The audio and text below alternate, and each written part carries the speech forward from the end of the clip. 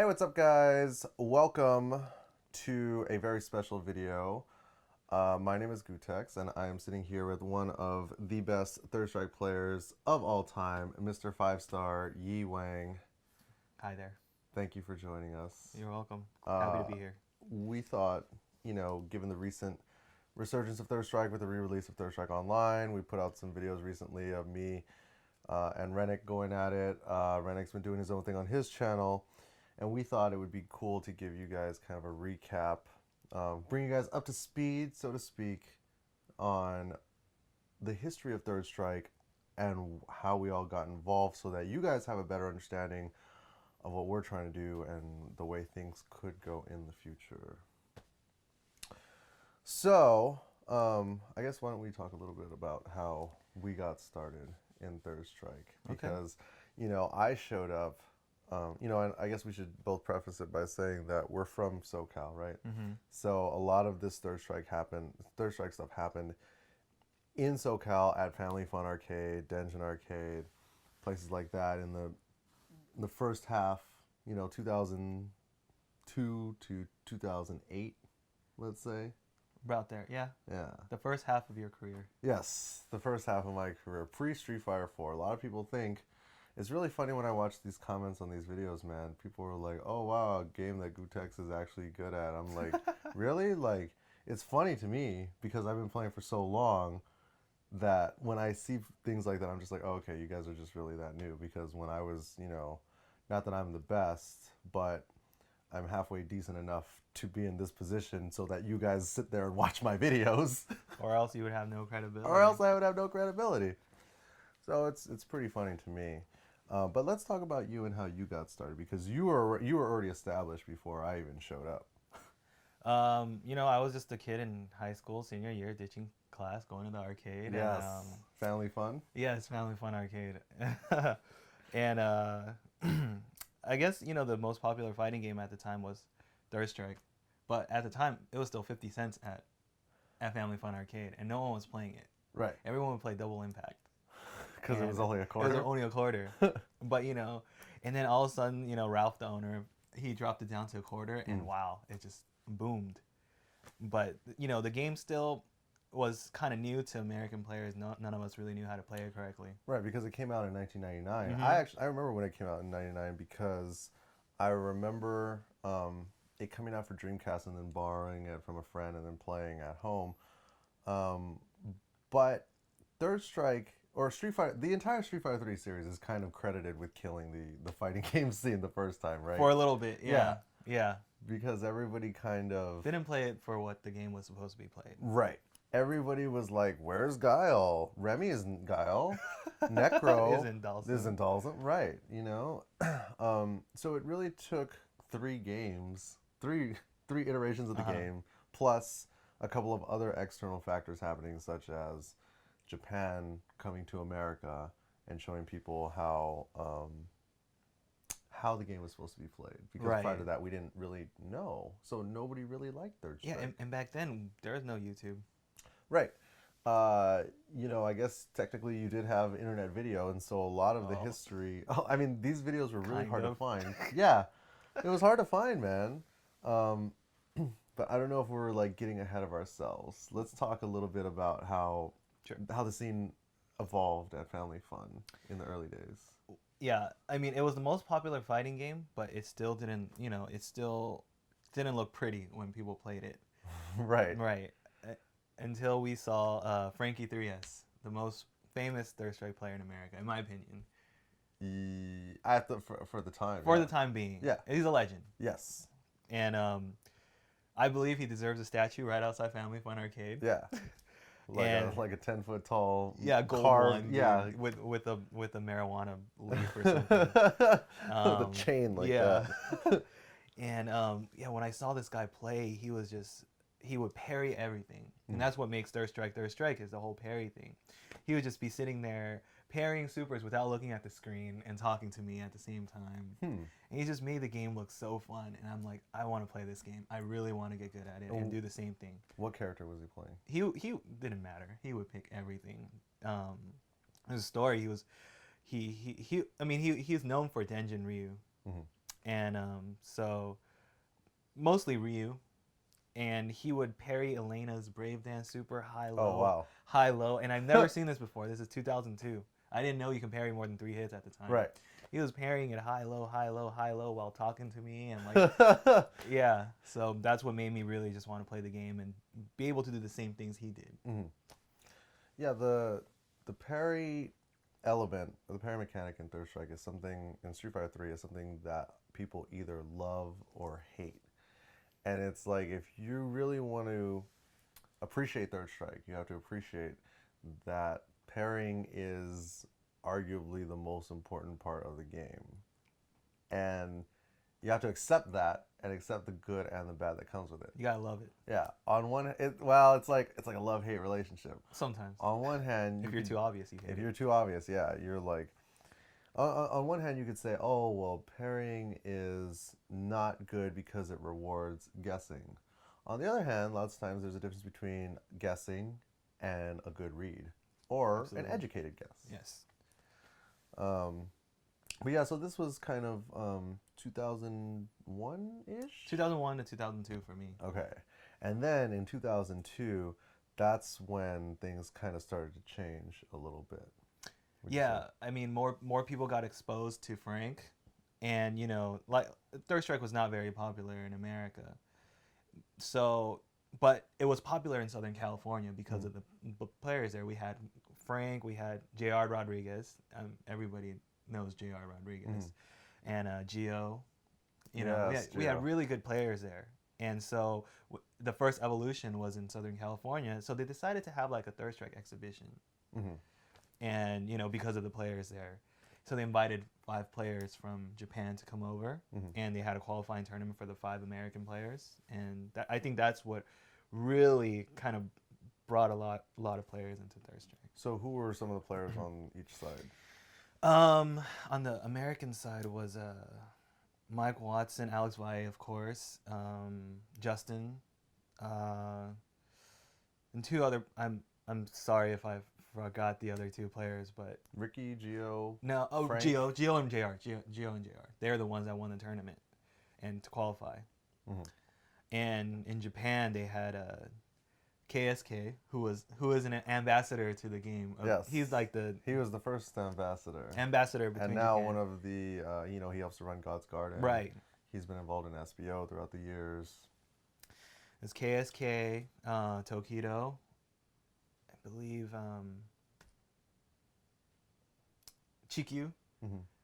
Daigo? No, Nuki. Daigo wasn't there. Nuki came, and I'm not sure who the 5th player was. I forgot. So how did it go? Did America beat everybody in Japan? They got 2 wins out of 25. I believe it was 2 wins. Yeah, the 5th player was Mester. Oh my gosh. Well, it happens. It does. So what was the reaction? Because that was 1 year before I showed up. So was the whole crowd silent? Was everybody like, did everybody just have, their mouths open in shock and awe, just like, oh my gosh, I can't believe what is happening? I don't think, everybody expected this to happen. But the thing that I believe happened during the time was Third Strike got some of the loudest applauses. Yes. Because it was just things that no one has ever seen before. Right. One of the things that I remember was when Alex Valle threw an EX Fireball with Ryu, and Nuki parried 1 hit and super threw it.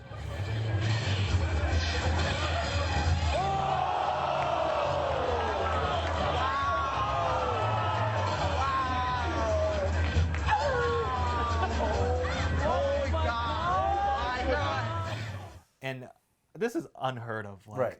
I was like how do you do that? Like, was my hand even fast enough to do something like that? And there was like so many arguments about, no, he already buffered 1 fireball and then parried once, and just a bunch of ridiculous stuff. I still remember the people yelling on the videos was like, wow, oh my god.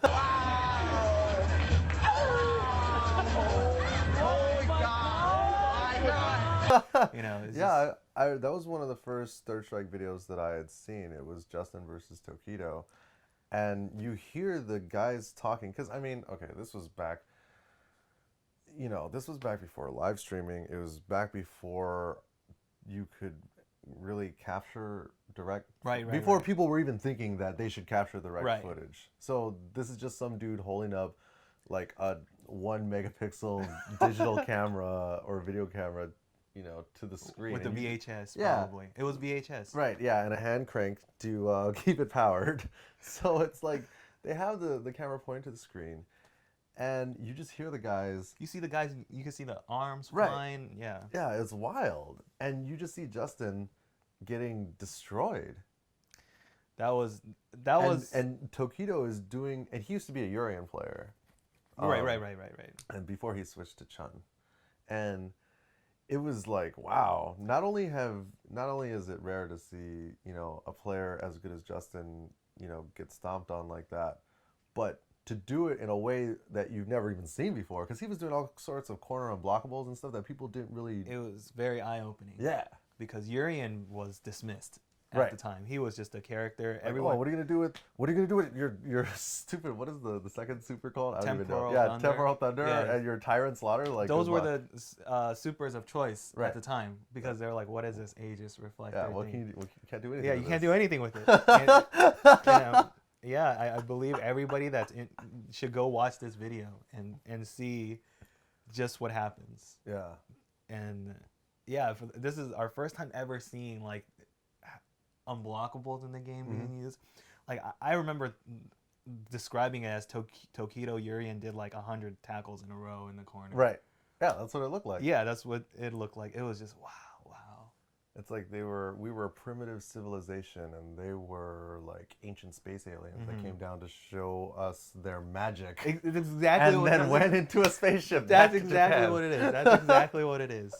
And yeah, after that, so many people started picking Urian. Yeah. Everything started making sense, Right. kind of thing. And that's where you started picking Urian. Yes. Or something.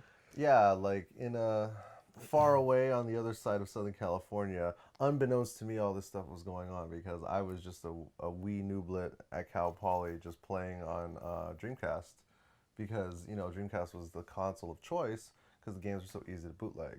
So in college, like, that's what you do.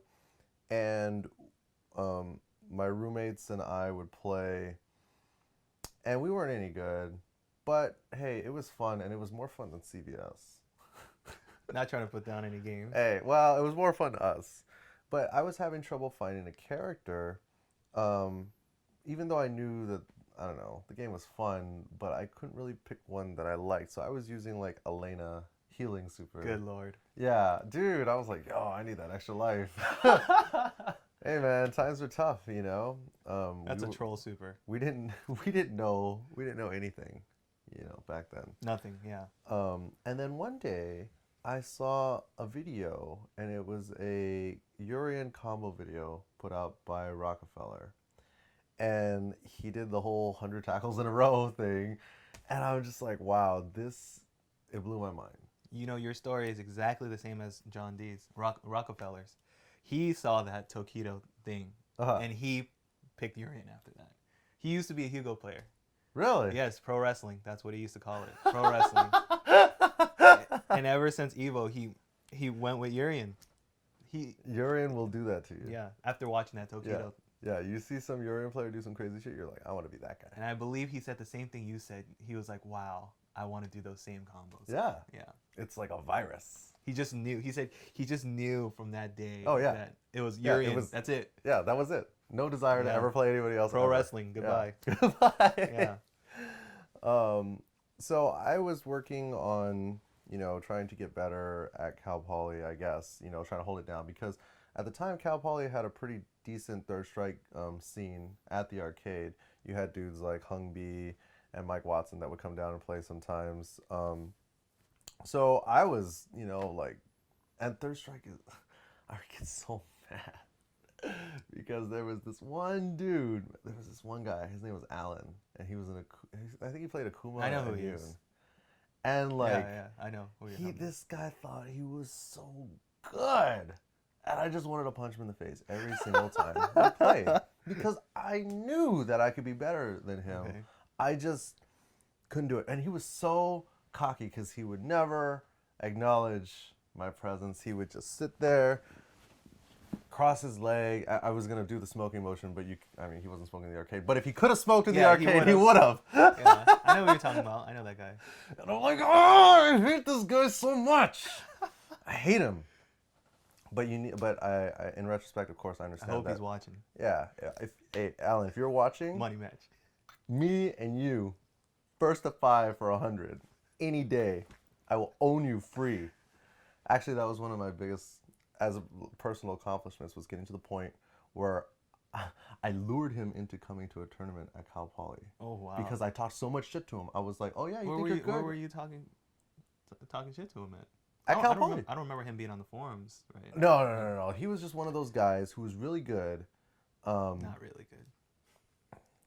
Well, he was good enough. He wasn't that good, but he was good enough to be beating the shit out of me, but cared not at all about tournaments or knew nothing of SRK. Was just one of those guys that just was good at his local arcade. But, later on down the line when we would do tournaments at Cal Poly, I would be like, hey, Alan, there's a tournament. Are you going to come down? You going to come down?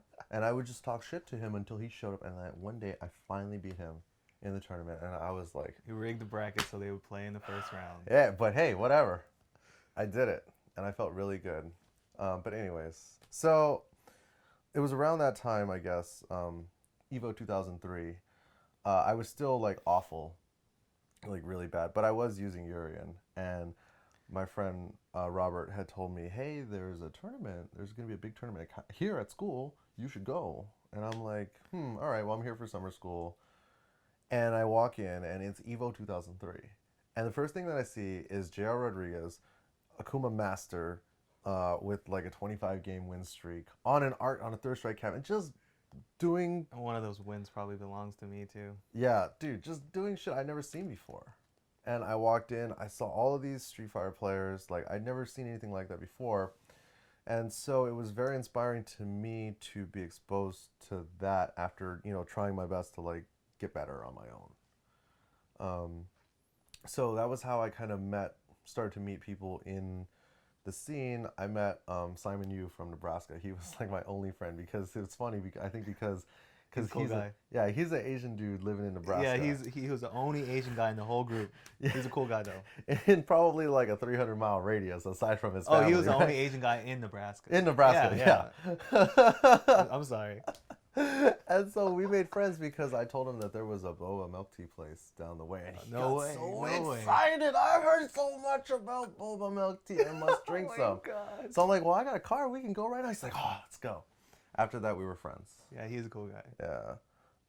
So that was cool. I got to meet him. And then the following year in 2004, he hit me up, when Evo came around again because it was at Cal Poly again. And I was like, yes, I'm so excited. Like, we're going to, I'm so excited. So he told me, hey, like, can you pick us up from the airport? I'm like, of course I can.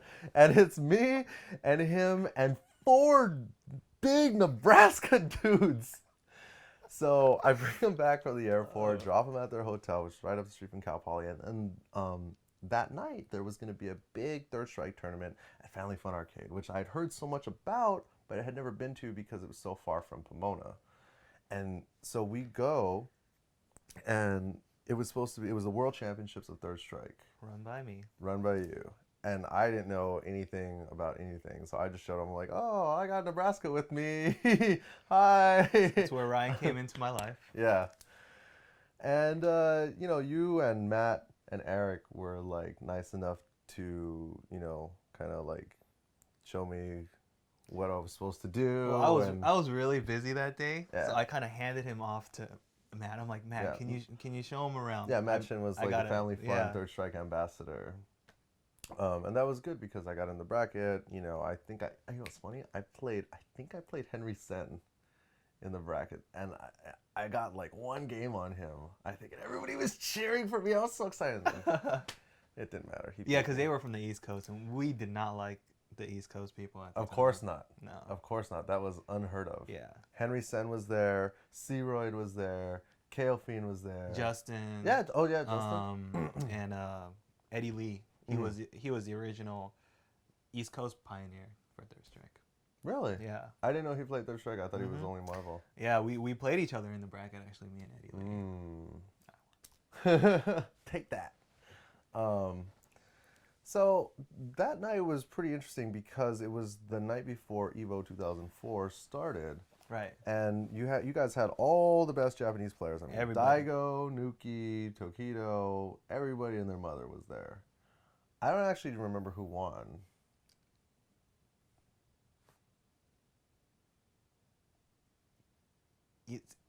It was either KO or Sugiyama. They played each other in the finals. Sugiyama, who was a Necro player. Yes.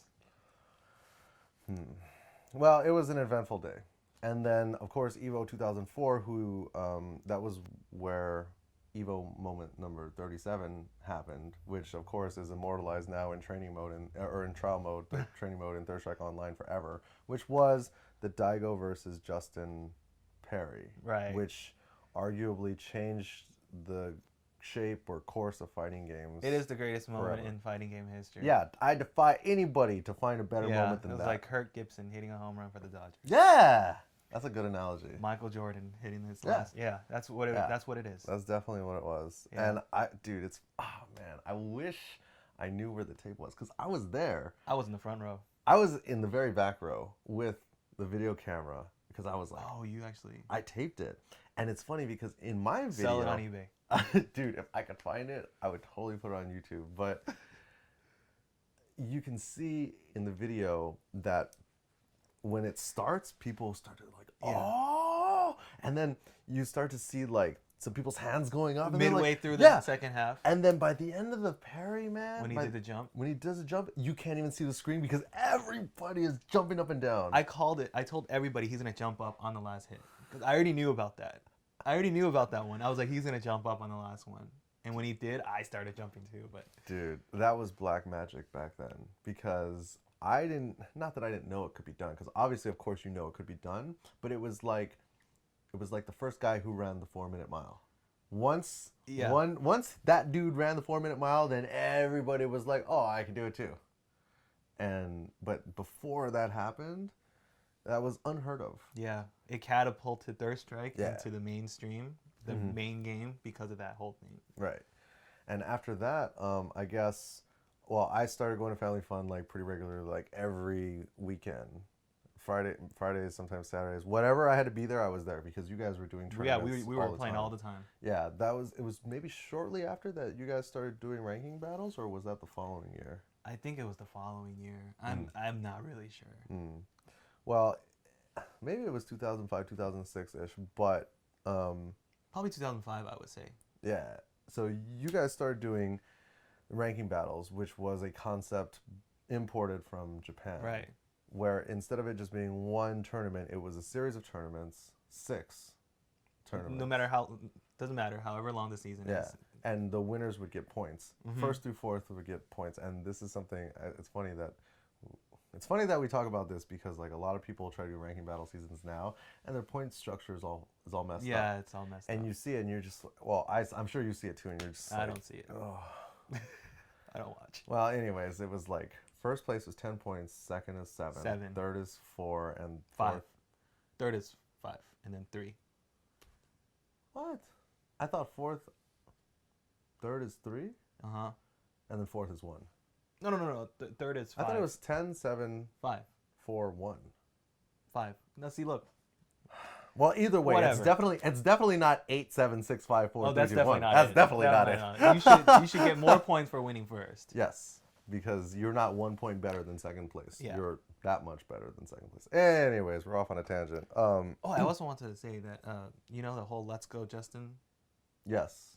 That came from the Daigo Perry. Really? Yeah. Because there was nothing he could. Actually, sorry, that came from the Tokido one, from Evo 2002. A lot of people, these days they chant "Let's Go Justin." Yeah. They don't really know where it came from. To be honest, I thought it came from AJ Papa's video. No, it came from 2002. I don't know. Justin was playing KSK. and all he did was a turtle and run the clock out. And one of his buddies from East Coast yelled, "Yeah, let's go, Justin!" And ever since then, it's kind of been like Justin's. Just everybody yells it now. Yeah, but yeah, it came from a Third Strike video. That's funny. Third Strike, man. Third Strike is like the Forrest Gump of fighting games. It's just everywhere throughout history. Different. It is. Different moments.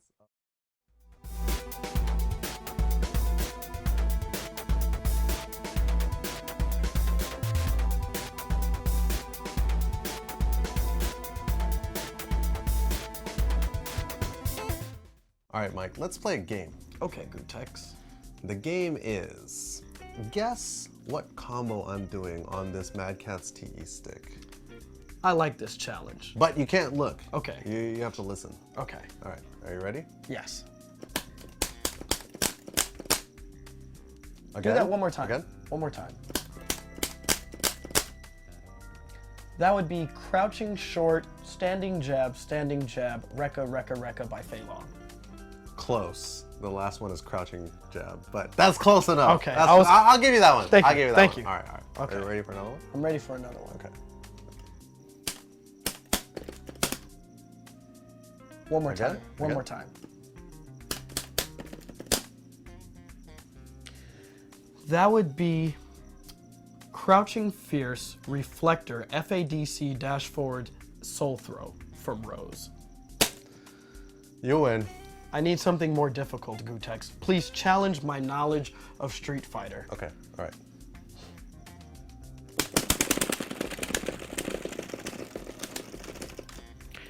That was an easy one. That is definitely Flash Metroid Zangief. God, Mike, you're so good at this game. This is my favorite game. I can How tell did you you guys. know? I can tell them something. You too can play this game at home if you purchase yourself a Mad CATZ TE stick. That's right. Go to this URL right here. Use coupon code CrossCounter. Save 10%. Go.